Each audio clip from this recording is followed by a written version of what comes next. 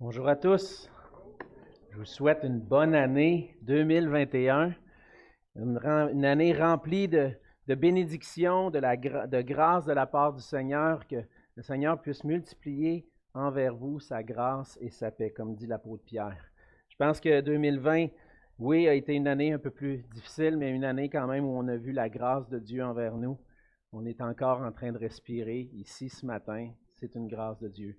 Et puis, je crois que 2021, le Seigneur a encore beaucoup de bénédictions en réserve pour chacun de nous, peu importe ce qu'on peut vivre. Le Seigneur est là, il est présent, puis comme on l'a chanté, il est fidèle. Sa fidélité n'a pas de limite, et Dieu va demeurer fidèle. Ce matin, j'aimerais vous inviter à tourner avec moi dans le psaume 119.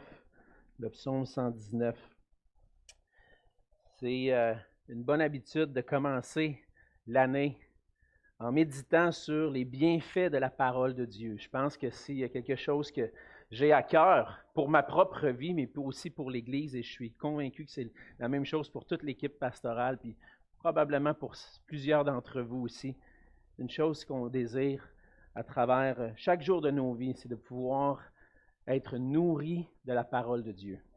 Et ce matin, le passage qu'on va lire ensemble va nous montrer justement l'importance de cette parole-là pour chaque jour de notre vie. Donc, on va lire le psaume 119, les versets 1 à 8. Heureux ceux qui sont intègres dans leur voie, qui marchent selon la loi de l'Éternel. Heureux ceux qui gardent ses préceptes, qui le cherchent de tout leur cœur, qui ne commettent point d'iniquité et qui marchent dans ses voies. Tu as prescrit tes ordonnances pour qu'on les observe avec soin. Puissent mes actions être bien réglées afin que je garde tes statuts. Alors je ne rougirai point à la vue de tous tes commandements. Je te louerai dans la droiture de mon cœur en apprenant les lois de ta justice. Je veux garder tes statuts.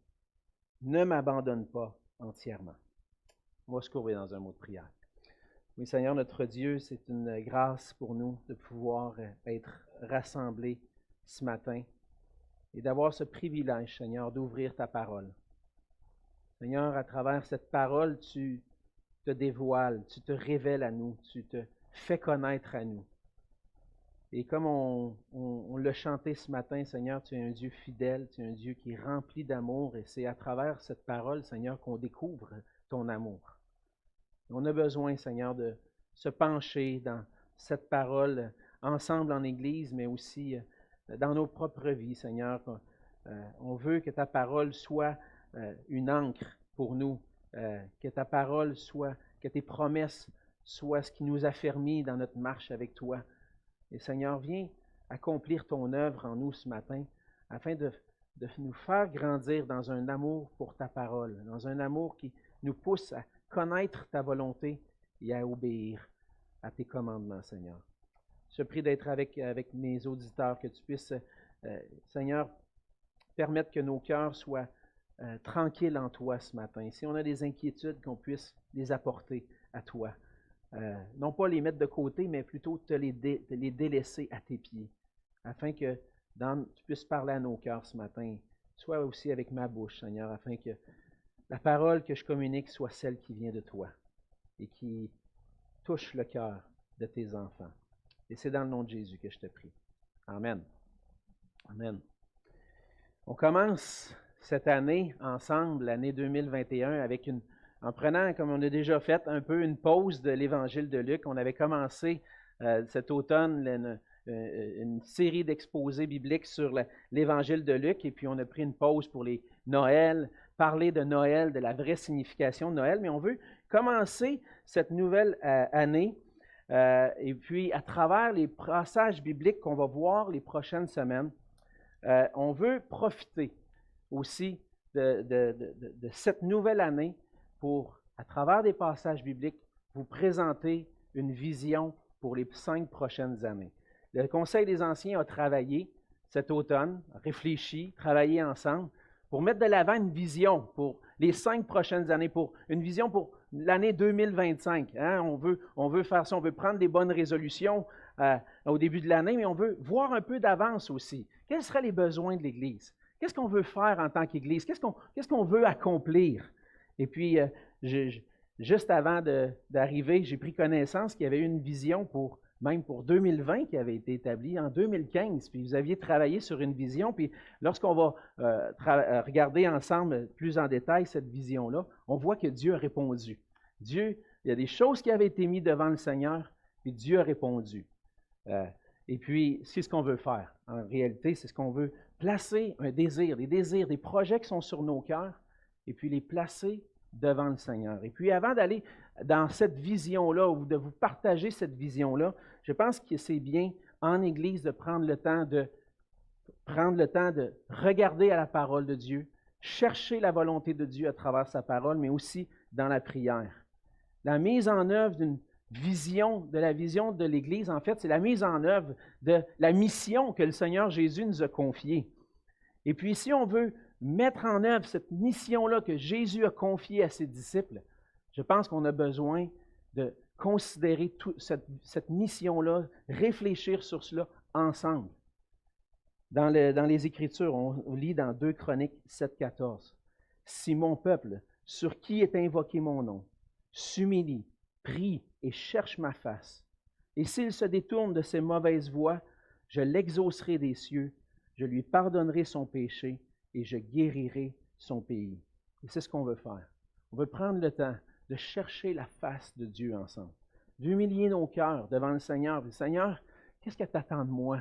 Quelle va être ma participation dans ton Église? Quels sont les dons que tu veux que je mette à profit pour te servir puis faire avancer l'Évangile dans notre région et puis dans ce qu'on va vous partager? L'Église de Jésus-Christ, c'est l'Église de Jésus-Christ. Ce n'est pas notre projet à nous, c'est son projet à lui.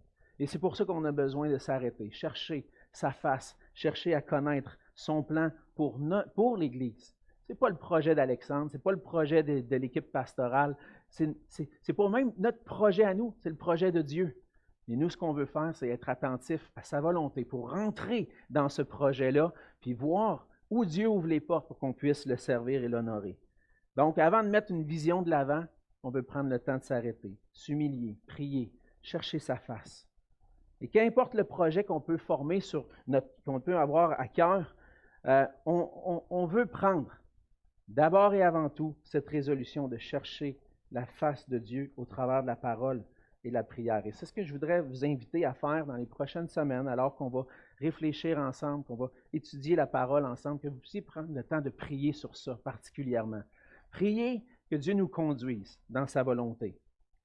On veut prendre des bonnes résolutions pour le Seigneur, pas juste pour une année, mais pour les prochaines années aussi.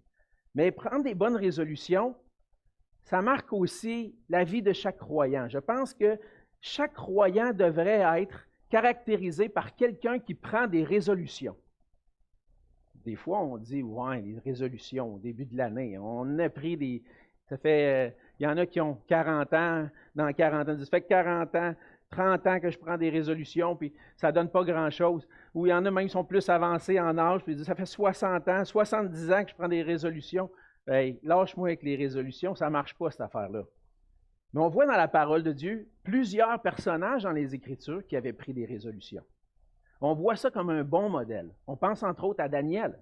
Daniel est à Babylone, au milieu d'un peuple qui ne marche pas avec Dieu, en captivité à Babylone. Et qu'est-ce que Daniel avait fait? Il avait résolu dans son cœur de ne pas se souiller avec les mets du roi. Daniel avait pris cette résolution-là. Et même, on le voit dans plusieurs passages d'autres hommes de Dieu qui ont dit, moi, je m'engage à servir Dieu. Et ça, c'est une résolution. Une résolution, c'est de s'engager devant le Seigneur, dans nos cœurs. Je veux accomplir ça pour ta gloire. On voit aussi dans l'histoire de l'Église des hommes de Dieu qui ont pris des résolutions dans le but de rester fidèles au Seigneur. On pense à Jonathan Edwards, qui était un pasteur en Nouvelle-Angleterre au 18e siècle, qui, au cours de sa vie, a écrit 70 résolutions pour l'aider à rester fidèle dans sa marche avec Dieu. Puis ça allait de prendre du temps dans la parole jusqu'à même combien de quantité de nourriture qu'il allait manger pour être certain qu'il allait être pleinement efficace pour l'œuvre. Il ne voulait pas trop manger. Il voulait respecter la capacité qu'il pouvait prendre pour avoir tout son corps, toute son énergie pour servir Dieu. Et donc, il avait mis en œuvre ces résolutions-là. Et là, ça m'amène à vous poser la question. Quelles sont vos résolutions pour 2021? Avez-vous pris même le temps d'y réfléchir, d'y penser? Avez-vous pris le temps de mettre devant le Seigneur? Seigneur, qu'est-ce que tu attends de moi cette année? Je veux l'accomplir. Qu'attends-tu de moi? Avez-vous pris des bonnes résolutions pour continuer de grandir dans la ressemblance de Jésus? Hein, si on veut grandir ensemble, je pense qu'on doit s'engager à ça. On est au milieu d'un combat spirituel. Chaque jour, on se lève et puis notre chair et tout ce qui nous entoure nous dit « pas là ». Mais ce que le Seigneur attend de nous, c'est qu'on puisse s'engager à grandir dans sa connaissance et dans la ressemblance de Jésus. Avez-vous pris des résolutions pour ça? La réalité, c'est qu'on n'aime pas prendre des résolutions, mais les résolutions sont importantes si on veut marcher d'une manière fidèle au Seigneur. Puis dans le psaume 119, j'arrive à mon texte enfin, dans le psaume 119, on voit un homme, le psalmiste, qui prend des résolutions. Il prend une résolution à l'égard de la parole de Dieu. Tout le psaume 119, 176 versets, le chapitre le plus long des Écritures. Et je pense qu'il y a un message un peu derrière ça. Pourquoi il y a un chapitre si long dans les Écritures? Et lorsqu'on regarde son contenu, on nous montre, on apprend que le psaume 119, c'est l'expression d'un désir de connaître Dieu à travers sa parole. Et si on a besoin de quelque chose en tant que croyant, aujourd'hui, en 2021, c'est d'apprendre à connaître notre Dieu, pas juste intellectuellement, mais pleinement de tout notre cœur. Et Dieu se révèle à nous à travers sa parole. Dans le fond, ce qu'on voit dans le psaume 119 et qu'on voit dans le passage de ce matin, c'est que le psalmiste veut appliquer son cœur, tout son cœur, à trouver son bonheur en Dieu. Dans son bonheur dans une relation intime avec son Dieu. Alors, quelle est ta résolution pour 2021?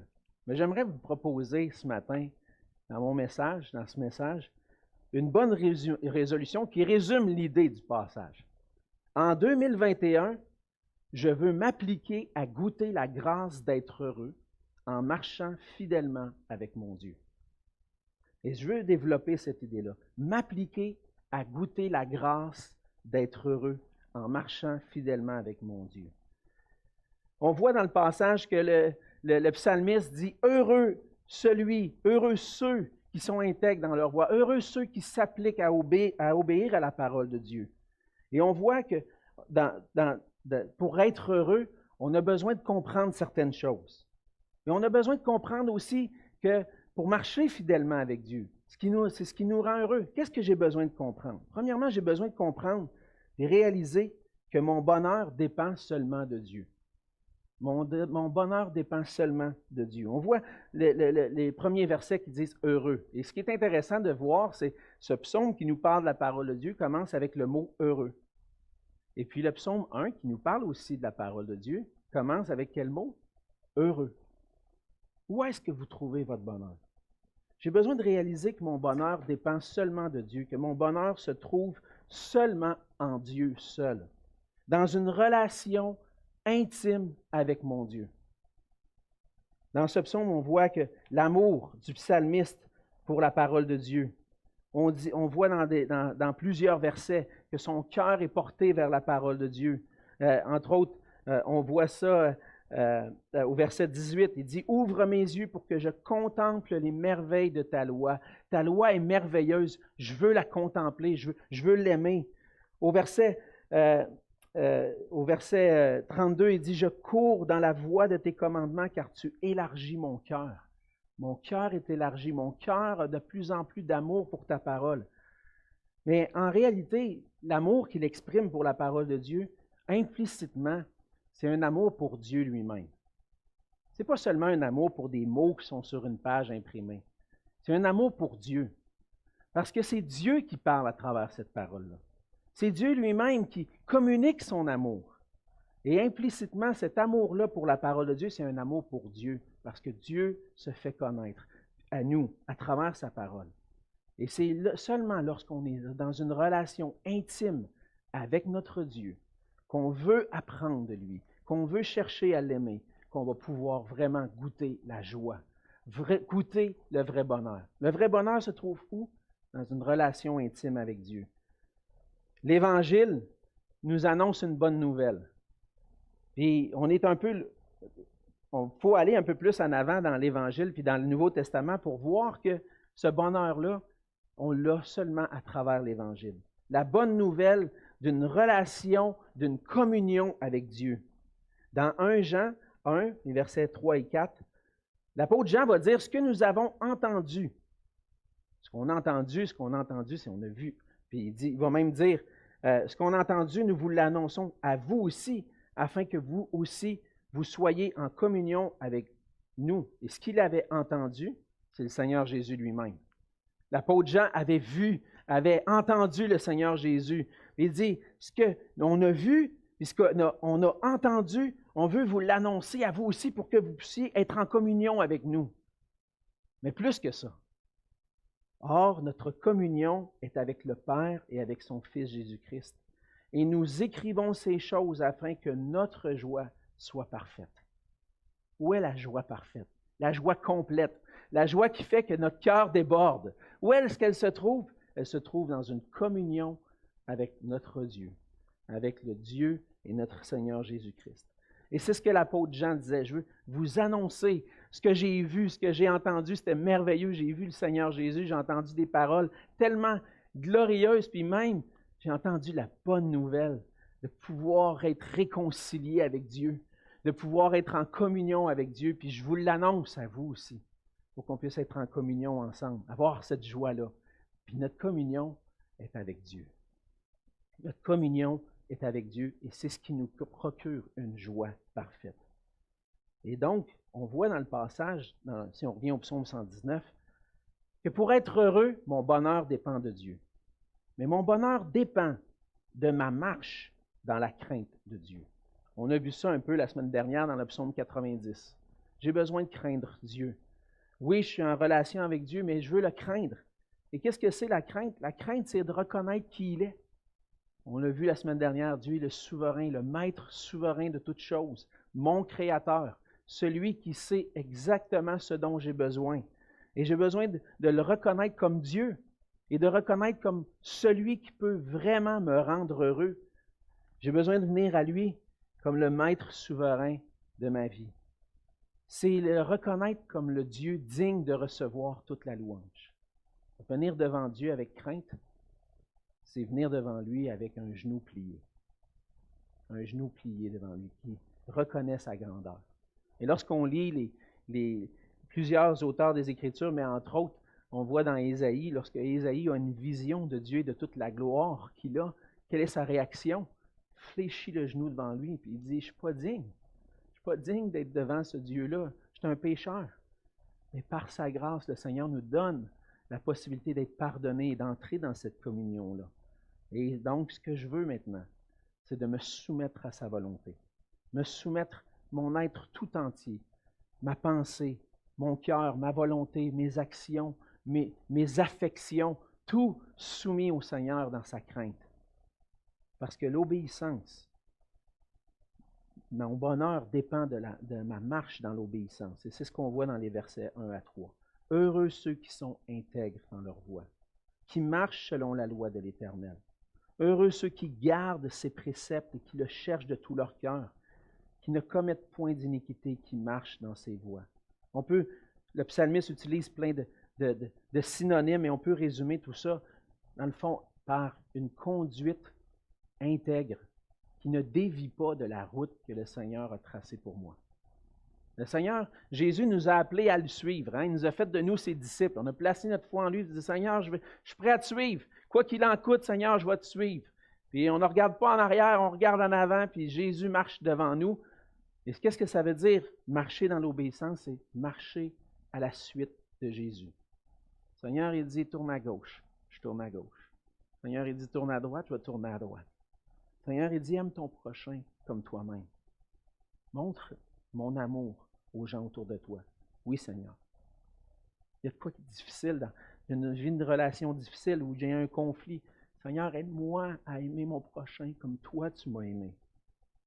C'est ça, suivre le Seigneur Jésus. C'est suivre le Seigneur Jésus quand c'est difficile. Mais goûter le bonheur, c'est pas dévier de cette voie-là. C'est marcher derrière lui. Dire, Seigneur, quoi que tu me demandes, je suis là, je veux te suivre. Et je veux m'engager à obéir au Seigneur. Le fait que mon bonheur dépend pleinement de Dieu m'amène à réaliser que chercher mon bonheur ailleurs qu'en Dieu ne va pas produire la vraie joie. En réalité, il faut réaliser qu'on est tous en train de chercher notre bonheur d'une manière ou d'une autre. Tous et chacun. On est tous en train d'agir d'une façon qui va nous procurer un peu de joie, ou la joie complète même. Chaque être humain travaille pour son bonheur. Et c'est Blaise Pascal, un mathématicien, puis qui étudiait, il avait une certaine crainte de Dieu, puis il disait dans ses écrits, entre autres dans ses pensées, il dit « Tous les hommes recherchent d'être heureux. Cela est sans exception. Quelques différents moyens qu'ils y emploient. Ils tendent tous à ce but. Ce qui fait que les uns vont à la guerre ou que les autres n'y vont pas, est ce même désir qui est dans tous les deux, accompagné de différentes vues. La volonté ne fait jamais la moindre démarche que vers cet objet. C'est le motif de toutes les actions des hommes. Cherchez notre bonheur, cherchez notre joie. Et examinez vos cœurs, examinez vos actions de chaque jour. On veut goûter la joie d'une certaine façon. À un certain moment donné, quand j'étudiais aux États-Unis, je faisais des cours, des fois intensifs. J'allais dans le Kentucky au séminaire, puis je prenais l'avion. Et puis à un certain moment donné, je revenais du séminaire, puis j'étais assis, je pense qu'il y avait une connexion à Chicago, quelque chose. Là, je m'assois dans l'avion, puis bon, on revenait à Montréal, fait qu'il y avait plusieurs Québécois dans la... Puis ça donne que j'étais assis à côté d'un monsieur qui était assis à côté de moi. Je commence à jaser avec lui. Bonjour, comment ça va? Puis, vous étiez où? Vous revenez de où? Puis, lui, il me pose la même question. Puis, là, évidemment, je revenais du séminaire d'étudier la théologie. Je reviens d'un séminaire au Kentucky. Je suis en train d'étudier en théologie pour être dans le ministère pastoral. Oups, là, t'as entendu une pause. Une petite pause. Puis, après quelques secondes, il répond, il dit, moi, je suis heureux. D'où est-ce que ça vient, ça? D'où est-ce que ça vient, cette réponse-là? Moi, je suis heureux.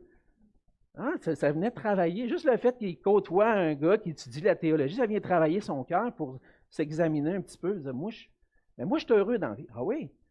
J'ai dit, ah oui, vous êtes heureux. Il dit, oui, moi, j'ai tout ce que je veux. Moi, j'ai une bonne relation avec ma femme, une bonne relation avec mes enfants. J'ai mon bateau sur la rivière Richelieu, puis je suis heureux, moi. Et la question qui m'est venue à l'esprit, probablement par l'Esprit de Dieu, c'est je suis convaincu que ce que vous me dites, c'est vrai. Je suis convaincu que vous êtes heureux. Mais la question qui est importante, c'est est-ce que votre bonheur va durer éternellement? Est-ce que votre bonheur va durer toujours ou juste un instant? Et ça a ouvert la porte pour que je puisse partager l'Évangile. Évidemment, je continue de prier pour cet homme-là. Je ne sais pas, ça n'a pas donné de résultat à ce moment-là. Mais est-ce que ton bonheur dure éternellement? On cherche tout notre bonheur. On cherche tous à être heureux. On cherche tous à combler un certain vide en dedans de nous à travers le bonheur. Mais est-ce qu'on le comble avec la bonne chose ou avec la bonne personne? Je continue un peu la citation que j'avais de Pascal, parce que il va dire « Tous les hommes recherchent leur bonheur, mais pourtant la plupart n'arrivent pas à combler ce bonheur-là, cette soif de bonheur. » Pourquoi? Là, Pascal dit « Qu'est-ce donc que nous crie cette avidité et cette impuissance, sinon qu'il y a eu autrefois dans l'homme un véritable bonheur dont il ne lui reste maintenant que la marque et la trace toute vide, et qu'il essaie inutilement de remplir de tout ce qui l'environne, recherchant des choses absentes le secours qu'il n'obtient pas des présentes, mais qui en sont toutes incapables, parce que ce gouffre infini ne peut être rempli que par un objet infini et immuable, c'est-à-dire que par Dieu lui-même. Lui seul est son véritable bien. On entend souvent cette citation-là, il y a un vide dans le cœur de l'homme en forme de Dieu. Hein? Mais ça vient de ça. C'est ce gouffre infini. Et lorsque je plonge à l'intérieur de moi-même, je vois qu'il y a quelque chose que je cherche à remplir. Je cherche mon bonheur, de remplir mon cœur de joie de toutes sortes de façons. Mais qui peut remplir ce gouffre et ce désir de satisfaction infinie, sinon qu'un être infini comme Dieu lui-même, révélé dans le Seigneur Jésus-Christ, qui vient pour nous combler de bonheur. Et donc, ce que j'ai besoin, c'est de m'engager à trouver mon vrai bonheur avec celui qui peut vraiment le combler et m'engager à le craindre en suivant sa parole. Et lorsque vous entendez ça ce matin, combler mon bonheur en Dieu, qu'est-ce que ça veut? Qu'est-ce que ça amène dans votre esprit? Est-ce que dans ton cœur, tu t'es éloigné du Seigneur? Est-ce que dans ton cœur, tu es à un endroit où tu dis, Dieu, c'est pas ça qui me compte vraiment. J'ai besoin d'autre chose. J'ai essayé ça, cette affaire-là, puis ça ne marche pas. Et puis, tranquillement, tu t'es éloigné d'une communion profonde avec Dieu. Est-ce que tu as même abandonné Dieu dans ton cœur? Tu continues continuer de jouer la vie d'un chrétien, mais dans ton cœur, tu as abandonné le Seigneur. Tu cherches ton bonheur ailleurs qu'en Dieu lui-même.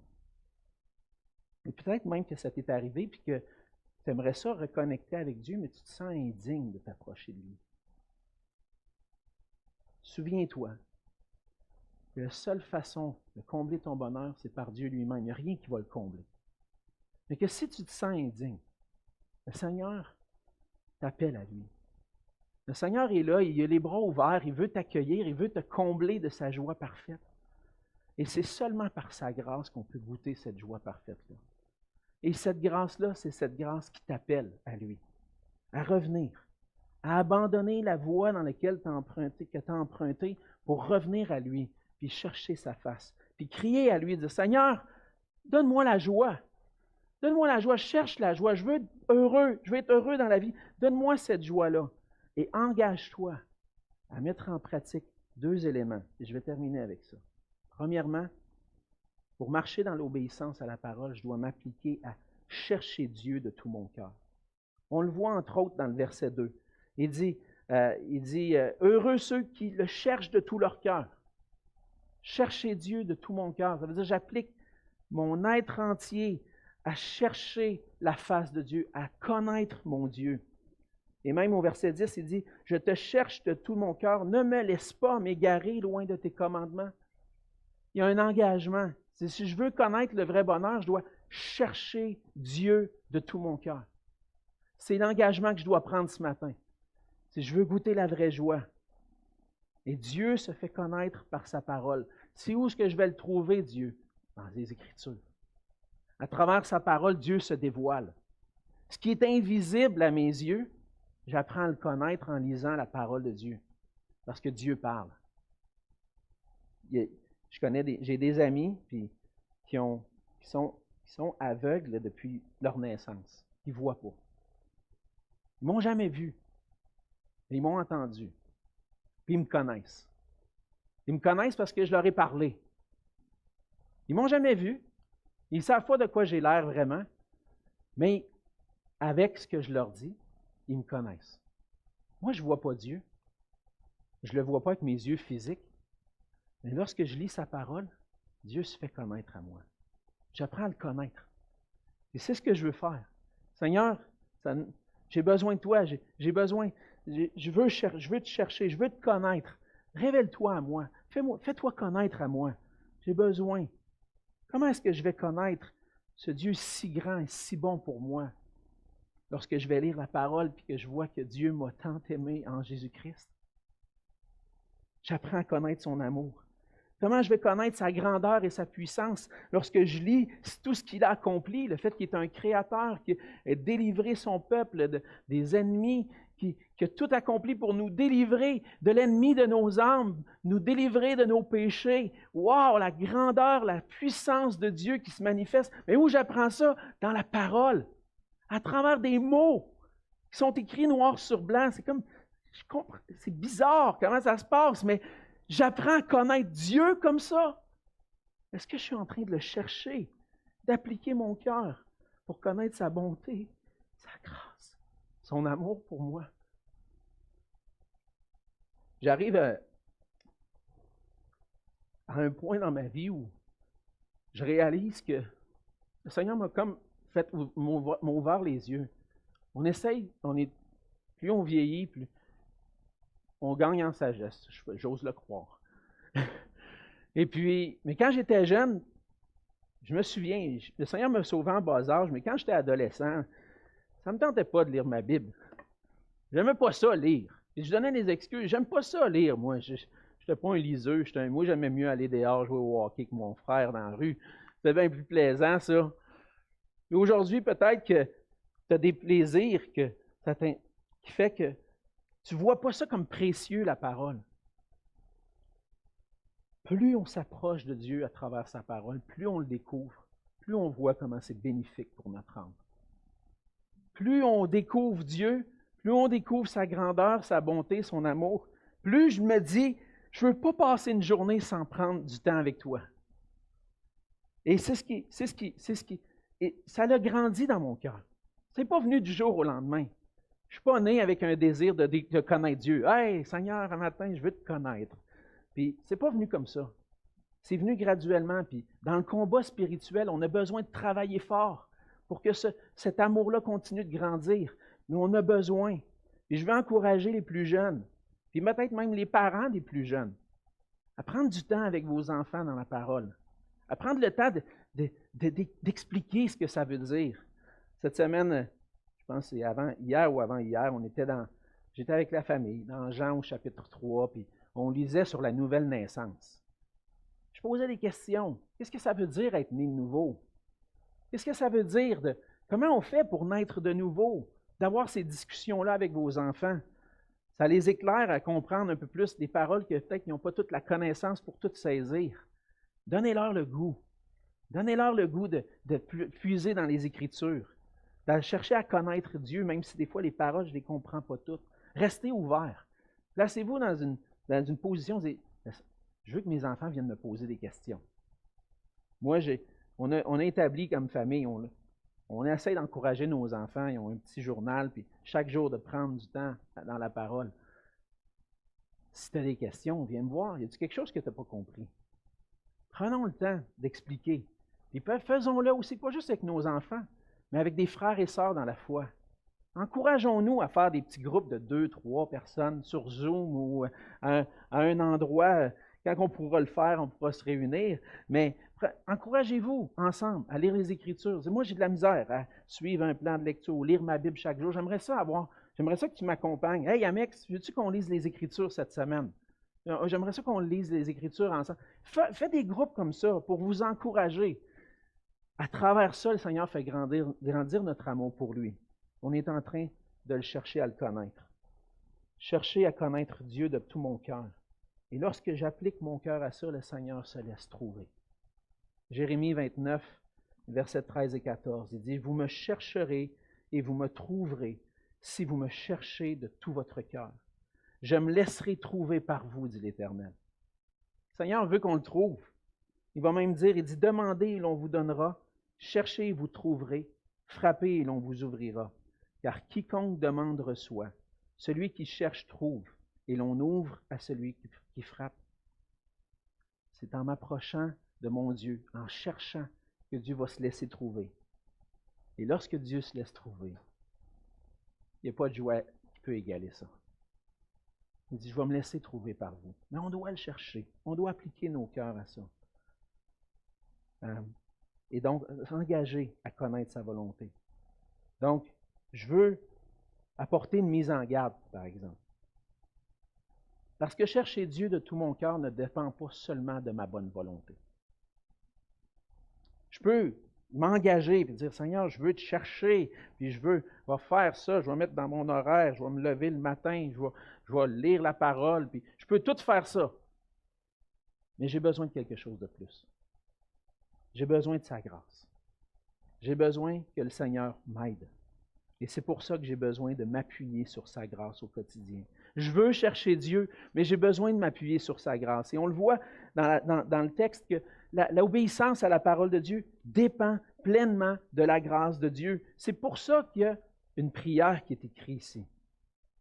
Le psalmiste, il dit au verset 4, il dit « Tu as prescrit tes ordonnances pour qu'on les observe avec soin. » Tu as prescrit tes ordonnances, tu as tout donné tes commandements. Tu veux qu'on les observe avec soin, tu veux qu'on les étudie, qu'on les comprenne, qu'on les applique à nos cœurs. Mais il y a une prière en même temps qui accompagne ça au verset 5. « Puissent mes actions être bien réglées afin que je garde tes statuts. Aide-moi à t'obéir. Je te cherche, aide-moi à le mettre en pratique. » On a besoin de la grâce du Seigneur pour que nos actions soient bien réglées, pour qu'on puisse continuer à marcher fermement dans ses voies. Par son esprit, le Seigneur nous aide à rester ferme en lui. À ce qu'on ne fasse pas juste chercher Dieu par nos propres efforts, mais qu'on puisse le chercher et l'obéir avec sa grâce.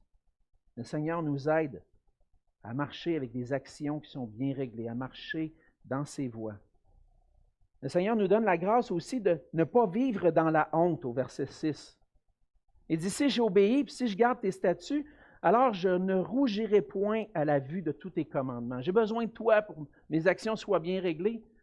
Je ne veux pas vivre la honte lorsque je vois tes commandements, lorsque quelqu'un me dit, voici ce que Dieu demande. Je ne veux pas vivre cette honte-là. Je veux que mon cœur soit libre de tout reproche.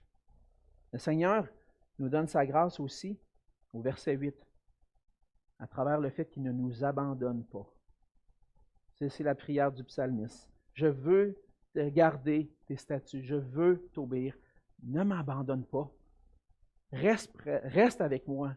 Aide-moi à t'obéir.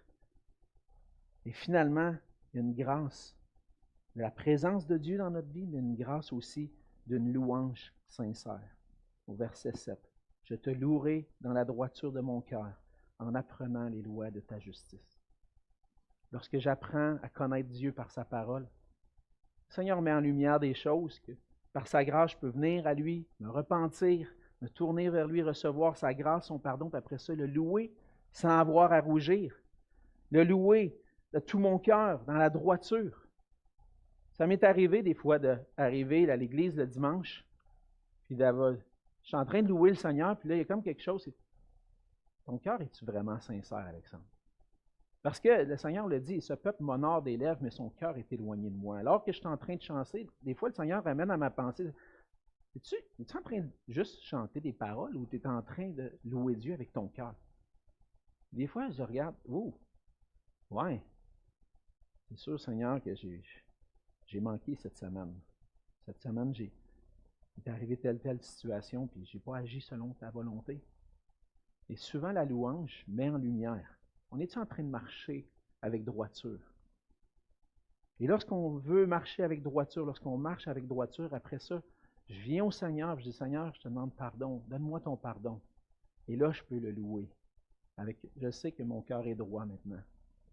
Et lorsque mon cœur est droit, par l'obéissance à sa parole, je peux louer Dieu librement. Puis il y a de la joie à louer Dieu librement avec un cœur sincère. La louange qui vient d'un cœur sincère, en esprit et en vérité, c'est là que Dieu est glorifié. Et le Seigneur nous donne cette grâce-là. Il nous donne la grâce d'avoir des actions bien réglées, de ne pas vivre dans la honte. Il ne nous abandonne pas, il vit avec nous tous les jours. Et la grâce d'avoir une louange qui est sincère. S'appuyer sur juste ma bonne volonté, c'est le danger d'oublier l'Évangile. Ce qui me rend capable de vivre pour Dieu, c'est sa grâce.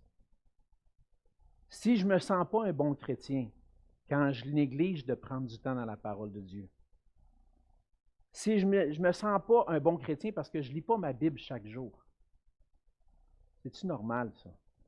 De vivre dans la culpabilité parce que, je n'ai pas pris de temps avec Dieu. C'est pas normal. Parce qu'en réalité, on a accès à Dieu à tous les jours. On a accès à Dieu à tout moment. Puis vivre dans l'intimité avec Dieu, c'est quoi? C'est de goûter la grâce du pardon, du fait que même si j'ai manqué une journée, si ça fait quelques jours que je n'ai pas prié, je sais que le Seigneur est là, puis que ma relation avec lui ne dépend pas seulement de ma bonne volonté, mais de sa grâce envers moi.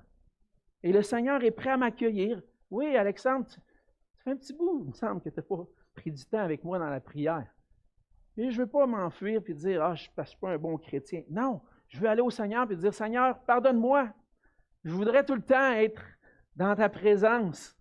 Aide-moi à vivre pour toi. Je ne veux pas prendre les disciplines spirituelles ou les moyens de grâce que Dieu me donne comme des lois qui portent un fardeau difficile, puis devenir du légalisme qui fait en sorte que je ne me sens pas un bon chrétien. Non, je veux prendre ces moyens-là pour goûter la grâce de Dieu qui me dit, tu es un pécheur, viens à moi. Tu es un pécheur, tu vas manquer, ton cœur ne sera pas attaché à moi 100% tous les jours de ta vie, mais viens à moi, parce que moi, je veux faire cette œuvre-là dans ton cœur. Viens à moi. Je veux goûter la grâce de Dieu. Je ne veux pas voir la lecture de la parole, la prière comme un fardeau, je veux les voir comme une grâce de connaître Dieu, d'être en intimité avec lui, une manière de goûter la vraie joie. Et si je veux goûter cette vraie joie-là, je réalise que le salut a tout été accompli en Jésus-Christ. Qu'il n'y a aucune condamnation pour ceux qui sont en Jésus-Christ. Et lorsque je vois la grandeur de la grâce que ça me donne le goût de m'approcher de mon Dieu. Je ne veux pas me voir comme un mauvais chrétien. Oui, je suis un pécheur qui manque, mais Seigneur, tu peux m'aider, tu peux me relever. Et c'est comme ça que je veux me voir. Je veux me voir comme un pécheur gracié qui goûte la grâce de Dieu chaque jour. Tout est par sa grâce. Je ne peux pas le faire juste avec ma bonne volonté. J'ai besoin de sa grâce. Et qu'est-ce qu'on fait? Qu'est-ce que tu fais de la grâce de Dieu? As-tu goûté à cette grâce-là, par la foi en lui? As-tu goûté à la grâce de Dieu? As-tu été réconcilié en plaçant en Jésus-Christ ta foi pour ton pardon, ton salut? S'approcher de Dieu, c'est s'approcher de sa grâce et de recevoir son pardon. Sur quoi tu t'appuies pour ton intimité avec Dieu? Ta bonne volonté? Applique-toi à goûter sa grâce. Parce que sans sa grâce, c'est impossible de goûter le vrai bonheur. Quel est votre désir pour 2021?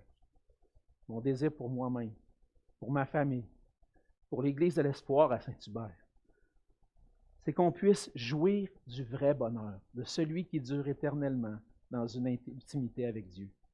Je porte ce fardeau-là sur mon cœur, je porte ce fardeau-là pour chacun de vous.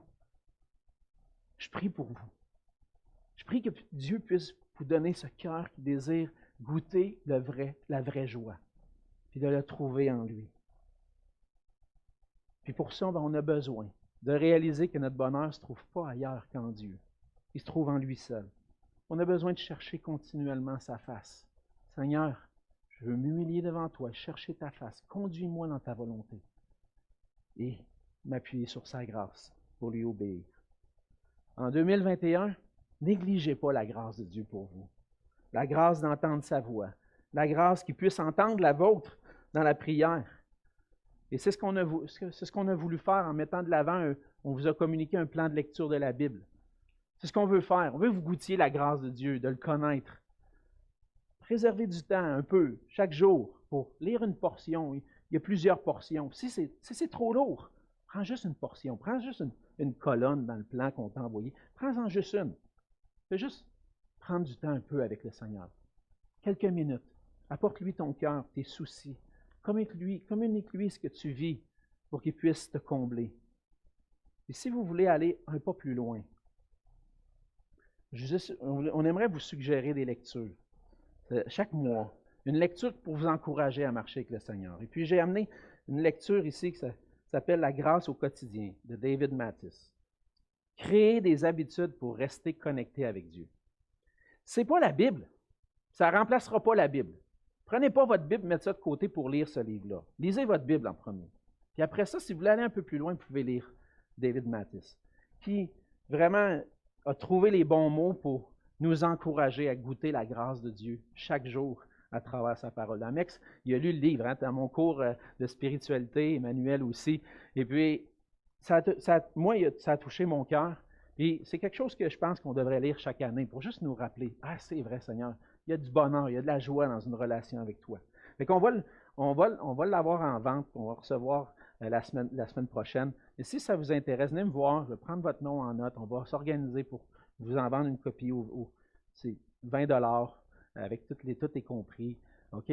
Mais c'est juste pour vous encourager. On veut vous encourager à prendre du temps avec le Seigneur. Puis que le Seigneur puisse affermir nos cœurs par sa parole. Puis qu'on puisse ensemble glorifier Dieu en goûtant la joie qui se trouve seulement auprès de lui. On va se courber dans un mot de prière. Seigneur notre Dieu, ta parole